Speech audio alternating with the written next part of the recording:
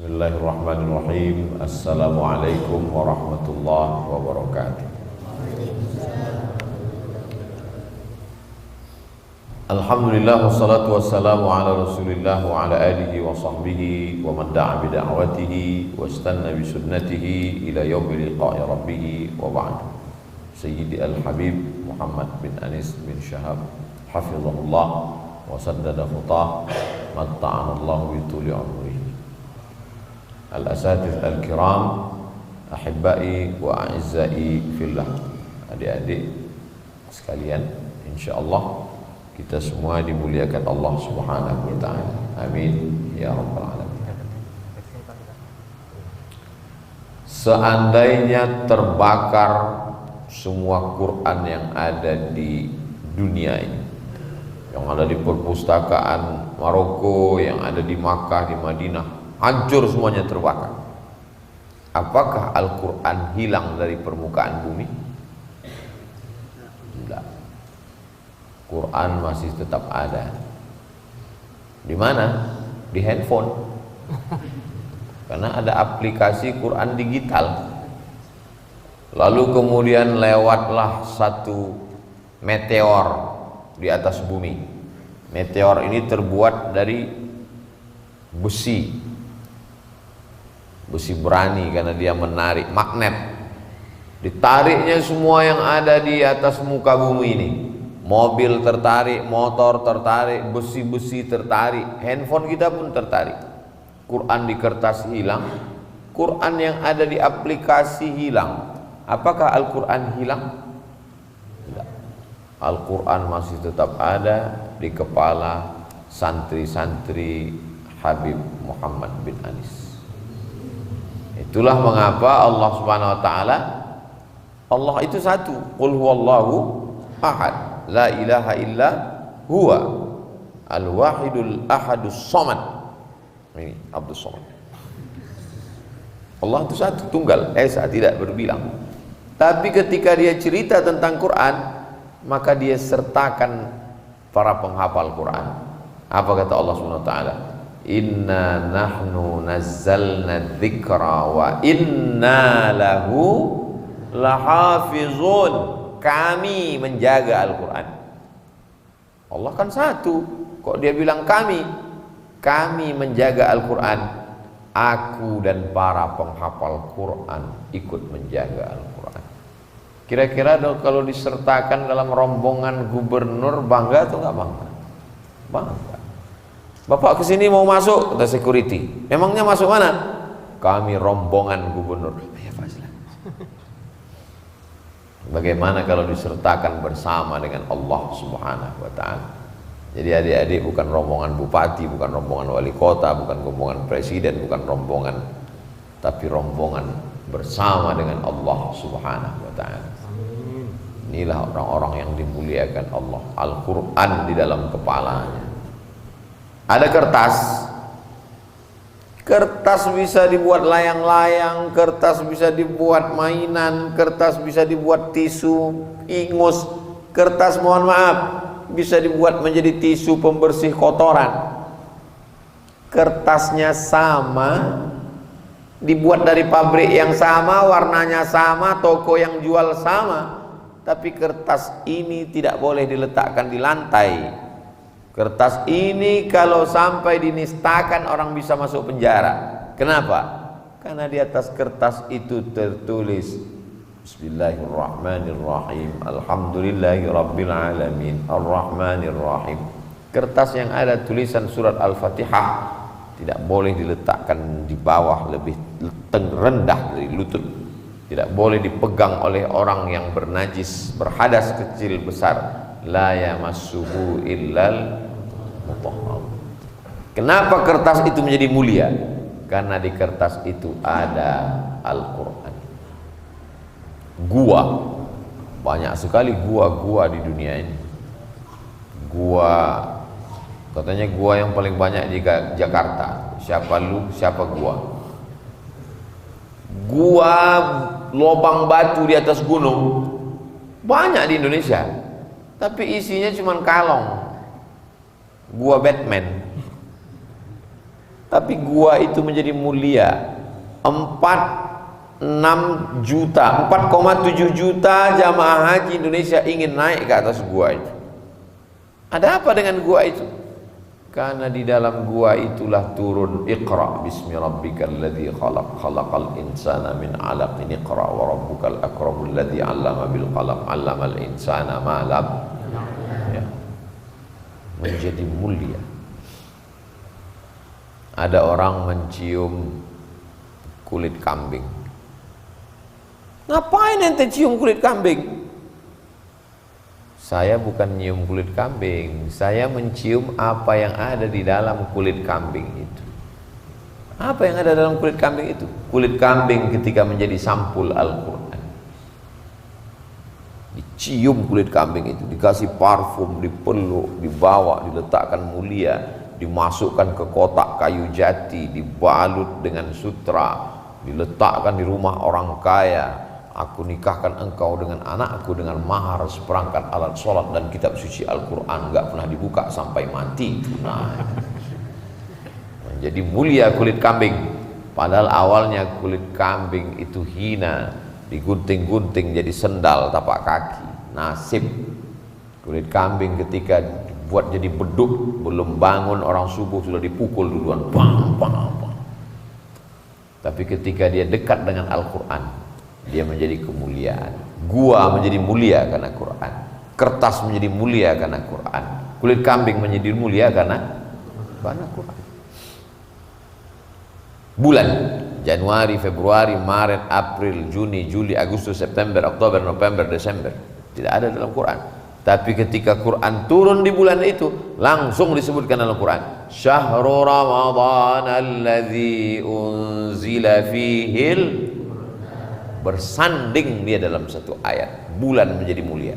Enggak ada Syahrul Rabiul Akhir, enggak ada. Syahrul Zulhijjah, enggak ada. Tapi ketika turun Quran, bulan itu ikut menjadi mulia. Malam Ahad, malam Senin, malam Selasa, malam Rabu, malam Kamis, tengah malam, midnight, malam tahun baru. Tapi begitu Al-Quran turun malam itu menjadi malam yang mulia. Inna anzalnahu fi lailatul qadr. Dalam ayat lain, inna anzalnahu fi lailatin mubarakah. Kenapa? Karena pada malam itu turun Al-Quran. Apapun yang bersanding dengan Al-Quran menjadi mulia. Mulutnya sama, lidahnya sama, bibirnya sama, tenggorokannya sama, air liurnya sama. Tapi yang satu dimuliakan, diminta air, disuruh tiup, baca. Kenapa? Karena dibacakan Al-Quran di dalam. Bismillah.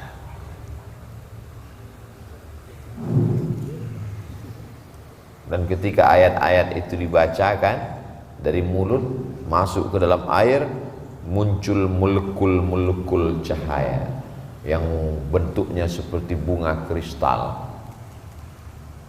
Saya nggak percaya Pak Ustaz, nggak kelihatan. Lihatnya jangan pakai mata, lihatnya pakai mata hati. Ngelihatnya pakai mikroskop. Yang lihat orang Jepang, dia tulislah buku judulnya The Miracle of Water, THE Miracle of Water.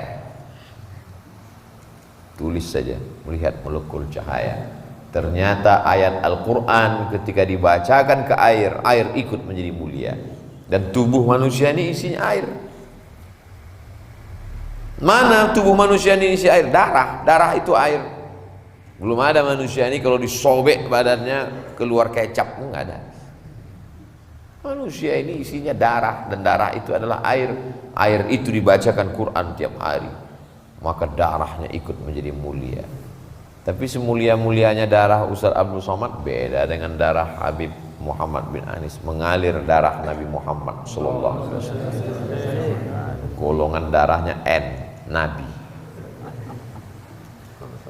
Allahumma shalli ala sayyidina Muhammad wa ala ali sayyidina Muhammad. Jadi adik-adik kalau mau mulia, maka masukkan Al-Quran ke dalam. Masya Allah, tabarakallah. Ada yang 30 juz, ada yang juz 30, macam-macam. Mudah-mudahan semua menjadi para penghafal Quran. Begitulah Allah Subhanahu wa taala memuliakan sahabat Nabi itu banyak sekali. Tapi yang menjadi imam diangkat oleh Sayyidina Amirul Mukminin Umar ibn al-Khattab, Ubay bin Ka'ab. Kenapa? Karena dia paling mengerti, paling banyak hafal, paling bagus suaranya, dan paling hebat Qur'annya. Banyak sahabat Nabi, tapi sahabat ini diperintahkan Nabi untuk membacakan Al-Quran kepada Nabi. Iqra, baca. Kata dia, kaifa aqra'u alaika wa alaika unzal. Bagaimana mungkin saya mau bacakan Quran? Al-Quran itu diturunkan kepadamu. Dia adalah Sayyidina Abdullah ibnu Mas'ud. Bismillahirrahmanirrahim. Ketika dia bacakan Quran, tiba-tiba faidha ainahu tazrifan, meleleh air Nabi. Ketika Abdullah bin Mas'ud membacakan ayat, fa kaifa idza ji'na min kulli ummatin bi syahidin wa ji'na bika ala haula'i syahida. Fa idza ainahu tazrifan, menggenang meleleh air mata Nabi. Hasbuka, enough, cukup, wis, ikiai. Kenapa? Karena ayat itu bercerita ketika nanti setiap nabi didatangkan menjadi saksi bagi umatnya, maka untuk seluruh umat didatangkan Sayyidul Awwalina wal Akhirin, Sayyidul Thaqalain, Sayyidina wa Maulana Muhammad sallallahu alaihi wasallam. Dan siapa yang akan mendapatkan syafaat? Iqra'ul Quran, bacalah Quran, fa innahu ya'ti yaumal qiyamah, Quran akan datang pada hari kiamat, syafi'an li ashabi, memberikan syafaat pada orang yang membacanya. Penghafal Quran diberikan Allah syafaat, dan syafaat itu bisa dia bagi kepada orang lain. Adik-adik membagikan syafaatnya ke ibunya karena melahirkannya, ke ayahnya, ke istrinya, ke anaknya. Dia bingung, nih syafaat masih banyak. Akhirnya dia berikan kepada Ustadz Abdul Somad. Mau nggak? Mau. Kayaknya nggak setuju. Jadi Abdul Somad itu masuk surga bukan karena amalnya. Abdul Somad masuk surga karena syafaat dari anak-anak penghafal Quran yang mereka sayang, gak sampai hati melihat saudaranya masuk neraka. Almar'u ma'aman ahab, orang akan bersama dengan siapa yang dia cintai. Apapun yang dekat dengan Al-Quran menjadi mulia. Malam menjadi malam Lailatul Qadar. Gua menjadi gua yang dikenang sepanjang zaman sampai hari kiamat. Kertas menjadi mulia, tidak boleh disentuh, dipegang kalau tidak berwudu. Apa saja kalau sudah bersentuhan dengan Quran menjadi mulia. Kulit kambing menjadi mulia karena Quran. Abdul Somad dimuliakan orang karena Abdul Somad membacakan ayat-ayat Al-Quran, hadis-hadis Nabi Muhammad SAW. Intinya kalau mulia, ingin mulia di dunia di akhirat, mesti dekat dengan Oh enggak Pak Ustadz, itu bupati dimuliakan orang, gubernur dimuliakan orang. Ya cuman 5 tahun, habis 5 tahun habis, nyalon lagi 2 periode, habis itu datang KPK, selesai. Dia mulia Pak Ustadz, dimuliakan orang. Kenapa? Karena hartanya hilang, dia nggak mulia lagi. Jabatannya hilang, dia nggak mulia lagi. Oh dia mulia tuh Pak Ustadz, dia artis masih muda, iya masih ganteng. Kalau udah tua, wajahnya berubah, dia sudah meninggalkan dunia hitam, rambutnya putih semua, top, tua ompong peon, dia tidak lagi viral, dia tidak lagi dimuliakan orang. Tapi Al-Quran tidak mungkin hilang. Al-Quran yang sudah adik-adik hafal, diulang murojaah, 1 hari minimal 2 juz, diulang terus sampai hari kiamat, sampai berjumpa dengan Rasulullah SAW. Kalau ingin berbicara dengan Allah, berdoalah, ya Allah, selamatkan orang tuaku. Berbicara dengan Allah. Tapi kalau ingin Allah berbicara denganmu, bacalah Al-Quran. Ketika kita sedang membaca Quran, seakan-akan surat cinta dari Allah. Allah ingin berkata-kata denganmu. Merasa terasing jauh dari orang tua, dalam keadaan sedih, dibacanya Quran. Ma wadda'aka rabbuka wa ma qala. Allah tidak meninggalkanmu, Allah tidak membiarkan.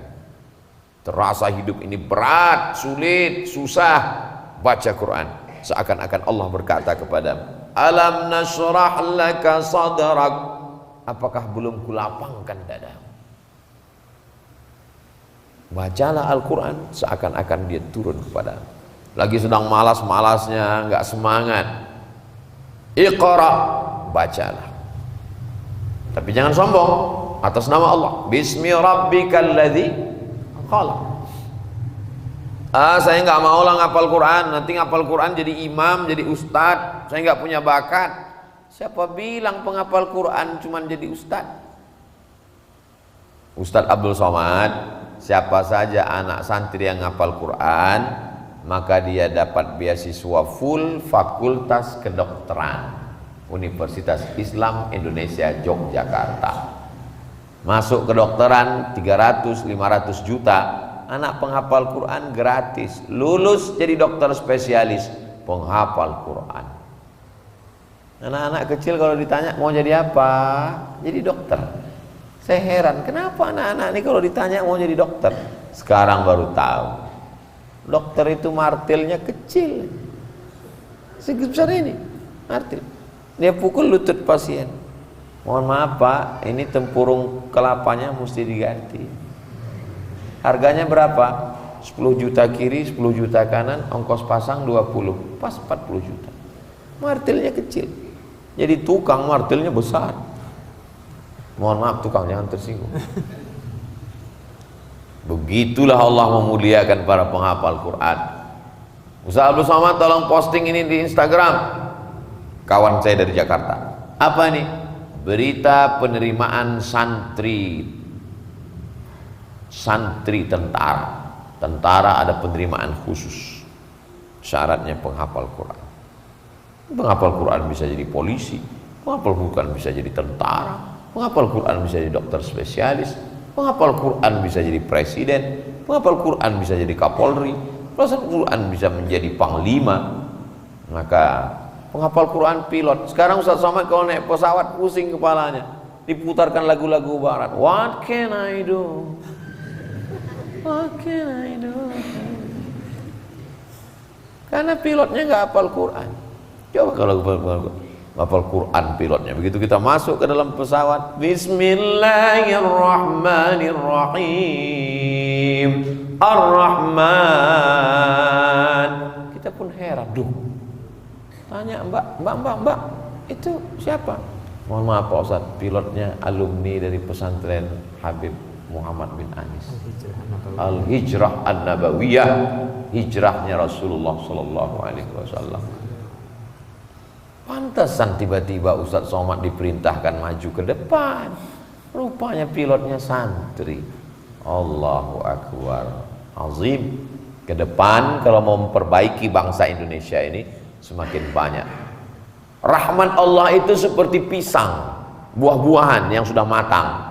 Bagaimana biar supaya dia jatuh, dicolok jatuhnya itu, maka diminta rahmat Allah itu udah mau turun, cuman nggak jadi turun. Kenapa? Karena nggak ada Al-Quran di bawah. Ketika ada para penghafal Quran maka turun dia. Itulah mengapa kita doa Allahumma arhamna bil rahmat Allah turun dengan Quran. Jangankan baca, pejam mata, diam, dengar aja, dapat rahmat. Wa idza quri'al Qur'anu fastami'u lahu wa ansitu la'allakum turhamun. Diam, duduk, dengar, ngantuk-ngantuk dikit, tetap dapat rahmat. Apalagi baca. Sedangkan dengar diam menjadi dapat rahmat, apalagi baca. La aqulu alif lam mim harf. Alif lam mim tidak dihitung satu huruf. Al alifu harf, wal lamu harf, wal mimu harf, wa likulli harfin ashru amsalha. Setiap huruf dibalas 10. Jadi adik-adik yang enggak lancar itu malah balasannya lebih banyak. Karena kalau lancar cuma pendek. Alam nashrah laka sadrak, dikit balasannya. Tapi kalau enggak lancar, alam nashrah.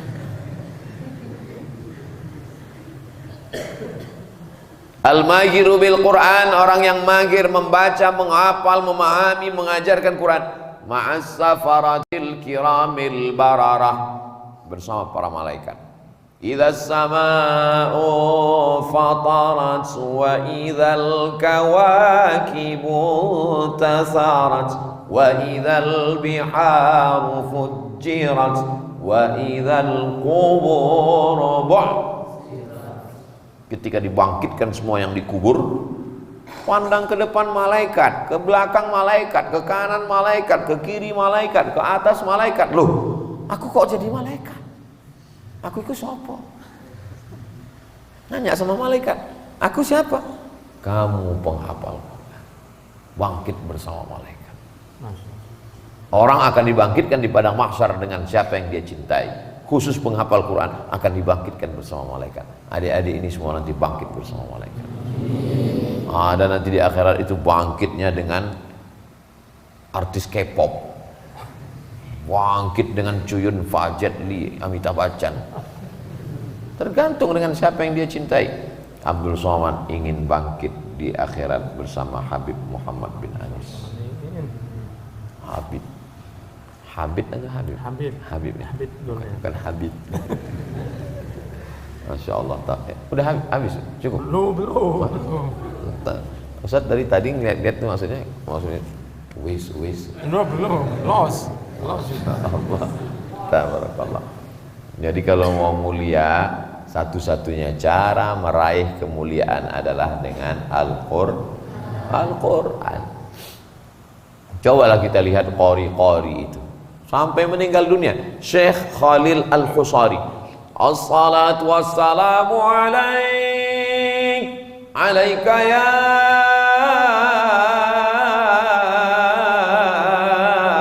man. Syekh Khalil Al-Husari sudah lama meninggal. Syekh Abdul Basit Abdul Samad dari Mesir sudah lama meninggal, tapi sampai hari ini suaranya diputar. Kadang kita sampai di satu kota, Ustaz Samad kalau sampai masih jam 5, jam 3 subuh udah terdengar Bismillahirrahmanirrahim. Hebat sekali kota ini. Begitu kita datang ke masjid, rupanya flash disk. Flash disk Syekh Abdul Basit, flash disk Syekh Mustafa, flash disk Syekh Khalil Al-Husari, flash disk Syekh Ahmad Nuaina. Sebagiannya sudah meninggal dunia puluhan tahun yang lalu, tapi pahalanya mengalir. Dari satu orang penghafal Quran pulang ke rumahnya, lalu kemudian punya murid 10.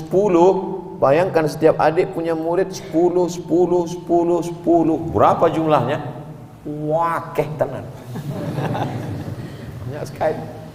Majelis yang paling ramai pengajiannya di Masjidil Haram adalah imam besar Masjidil Haram, namanya Syekh Ahmad Khatib Al-Jawi Al-Minkabawi, meninggal tahun 1916, orang Nusantara. Ramai majelisnya. Sampai suatu hari dia berpikir, inilah majelis yang paling hebat. Malamnya mimpi ketemu Rasulullah SAW.